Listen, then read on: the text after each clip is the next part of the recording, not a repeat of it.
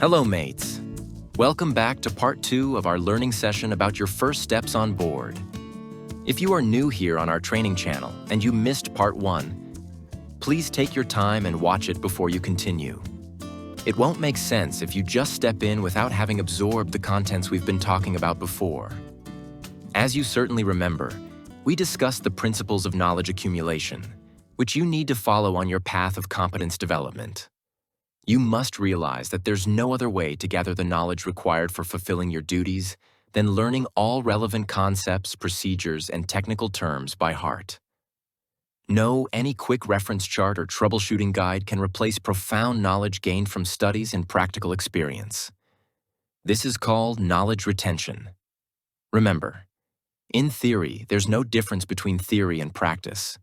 But in practice, there is. You should ask yourself, do I need a modern dictionary of marine terms and phrases in order to support me doing my job with confidence? Yes, you do. As a young newcomer, but also as an experienced mate, you cannot memorize all subject matters relevant for your daily work. It takes time to consolidate it in your retentive memory. There are not many word books for seafarers that come in handy. One of the most recent publications is Captain Pete's Marine Knowledge Base, and that glossary truly makes a difference. First published in 2021 and constantly updated, the dictionary is highly praised by seafarers and superintendents.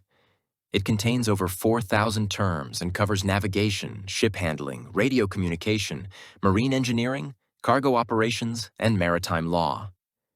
It is available as paperback, but even as a low-priced ebook which can be downloaded on your smartphone. It's up to you. But if you want to impress the captain with your broad range of knowledge, having such encyclopedia in your pocket makes you a clever fellow. Rule 6. Don't let interpersonal conflicts put safety at stake. And be aware that not every superior is a good leader.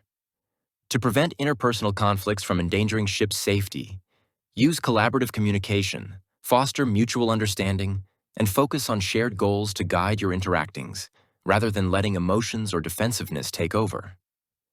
Open dialogue, empathy, and clear communication can turn disagreements into opportunities for growth and a safer environment on board your ship. Before a conflict escalates, identify the root cause. Try to understand the fundamental issues and expectations of all stakeholders involved. If possible, meet and discuss the issue face-to-face with your counterpart to facilitate better communication and understanding. Frame your concerns from your own perspective. For example, use phrases like "I feel" or "I need," instead of making accusations, which can reduce defensiveness. Set clear expectations by establishing shared goals and guiding principles to provide a so-called North Star for interactions. In communication, a North Star refers to a clear, central objective or guiding principle that helps to align all efforts, decisions, and messages, ensuring everyone stays focused on the ultimate purpose, much like how the celestial North Star guides navigators. It serves as a fixed, unwavering reference point for a team, organization, or presentation, providing clarity, inspiration, and a way to make sense of complex information and maintain a consistent direction. During a conflict, listen actively to the arguments brought forward by your counterpart. Let them allow you to share your viewpoint without interruption to encourage mutual understanding. Stay goal-focused. Redirect the conversation back to the shared objectives and company mission to find a path forward. Promote empathy. Try to understand the other person's perspective to build a foundation for collaboration and to ease the waves. Facilitate collaboration by working together to find a mutually acceptable solution that addresses the other one's needs. After a conflict, take action, implement the agreed-upon solution, and follow through on commitments to restore harmony and productivity. Learn from such experience and recognize the positive outcome of healthy conflict management, such as improved communication and greater understanding. However, if a conflict has emerged between you and your superiors, and they remain stubborn and even constantly belittling you, just let them have their ego. Keep your own humble pride, because you deserve it. You don't need to be impulsive to show how strong you are. After all, it's important to maintain a quiet confidence in your capacities. No one, except yourself, knows what you are capable of. And always remember, respond intelligently even to unintelligent treatment. This is called self-esteem. Maybe they didn't tell you in school, but you must not follow every order, particularly in case it's life-threatening. Seafarers are not obliged by law to risk their life for ship safety, as they have a fundamental right to life and health. Their employers have a duty to provide safe working conditions and adequate training to prevent risks. While all seafarers are trained for emergencies and accept some inherent risks of the profession, this does not extend to being forced into situations where their lives are needlessly endangered. Employers are lawfully obligated to protect seafarers and implement safety measures and procedures, and seafarers can rightfully refuse to carry out illicit, irrelevant, and even extremely risky orders that may compromise their physical and mental health. These fundamental rights are protected by the ILO Maritime Labor Convention, better known as MLC 2006, and national laws such as the Philippine Magna Carta of Filipino Seafarers. Rule 7. Escape your trauma by means of your own strength, because it's you who is the master of your life. What does that mean? It says, sooner or later it is inevitable that you will go through some sort of traumatic experience. Rest assured, it's going to happen to the majority of seafarers, and you won't be exempted. A mariner who never ever encountered a situation which resulted in a trauma may be either a sitting duck by nature or a bloody coward who used to stay out of everything and let their shipmates do the dirty work. Whether it comes up with symptoms of anxiety or depression, self-distrust, or just unquenchable homesickness, it is of utmost importance that you'll overcome such drastic exposure quickly and entirely. If you fail to solve it, you may end up in a vicious circle, and that's definitely not what you want. The head of the Institute for Occupational and Maritime Medicine in Hamburg, Germany, Dr. Markus Oldenburg, has been the driving force of practical research into the problems arising from the daily lives of seafarers. Above all, that includes the optimization of medical equipment on ships, risk analyses, and disease prevention on board. The knowledge gained through research serves to optimize health protection and the development of seafarers' working and living conditions. In 2019, Dr. Oldenburg conducted a study into potentially traumatic experiences of seafarers that has been published in the Journal of Occupational Medicine and Toxicology the same year. During voyages of 22 German cargo ships, a psychologically trained investigator interviewed 323 seafarers about severe mental stress or potentially traumatic occurrences on board. Furthermore, a psychologist conducted interviews in 12 shipping companies and in 8 stations of the German Mission on Seafarers, which aimed at collecting first-hand information of traumatic experiences. Of all seafarers interviewed on board, 36% experienced shipwrecks and other severe accidents, and 17% had encountered pirate attacks. Experiences with stowaways were reported by 39%. Unintentionally thinking about these events, being reminded of them by certain noises, smells, etc., or often having nightmares of them were after effects in 84% of the affected seafarers after shipwrecks and similar personal accidents on board. 76% stated they had traumatic symptoms after threats of piracy. According to interviews held with 12 shipping companies, a total of 14 deaths occurred in the last 3 years, of which 3 were due to heart attacks, 3 caused by severe cancer, 3 resulted from very serious accidents, 2 from suicides, and 3 with unknown causes.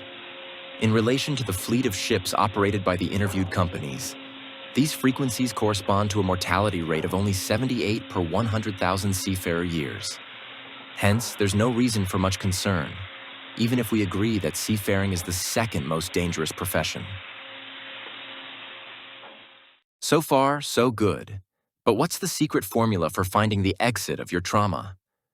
Regrettably, there's no single secret formula, but recovering from trauma involves a combination of acknowledging the event, seeking professional help, building a strong supportive network, engaging in self-care and self-compassion, practicing mind-body exercises, and reframing unhelpful beliefs to cultivate a sense of safety and connection. You're not alone. No man is an island. Your shipmates will be on your side. Don't hesitate to ask them for help if you're down. Recovery from traumatic experience is a process that requires time, patience, a willingness to explore your feelings and needs, and, above all, a high grade of personal strength.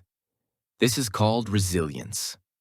A high grade of resilience describes individuals who bounce back from adversity, adapt to change, and recover from significant challenges, such as trauma, job loss, or serious illness, emerging stronger from their experiences.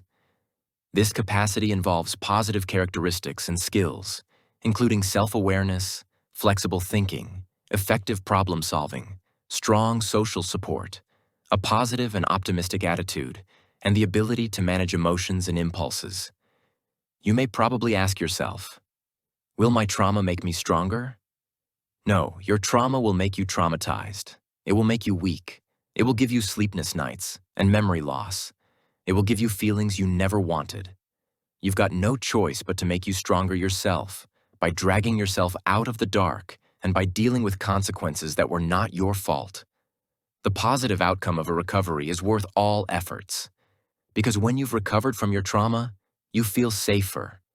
Safer in your private life, safer in your work, and safer in yourself. Things feel much better and easier manageable. And because you feel safer, you begin to seek out more relationships, you'll be less avoidant of others, and you're more secure in doing your daily work. And when you eventually go home upon end of your contract and after many months of busy work on board your ship, you've certainly got your sea legs and won't be considered a newbie anymore. If you strictly follow these fundamental rules, you'll be on safe side most of the time on board your ship. But there's much, much more you can do to promote your career and become a well-respected seafarer. After you've come home and enjoyed a reunion with your family, you should not lean back and waste your time with unimportant entertainment. Give yourself only 2 weeks of leisure and relaxation. That's more than enough to regain physical strength and foster your mindset.